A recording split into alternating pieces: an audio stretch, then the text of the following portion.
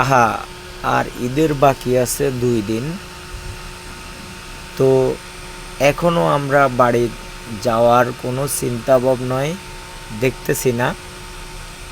আমরা এমন একজন সেবক, এমনভাবে সেবা দিয়ে যাচ্ছি, দেখেন না, আমরা চট্টগ্রাম থেকে সিলেটে যাচ্ছি এই যে মাল নিয়ে।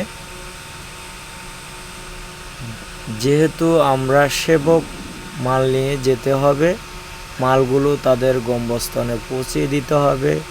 সেই দায়িত্ব যখন আমাদের ঘাড়ে এসে যায়, আমরা আর এগুলো নিয়ে রাস্তায় বসে থাকতে পারি না।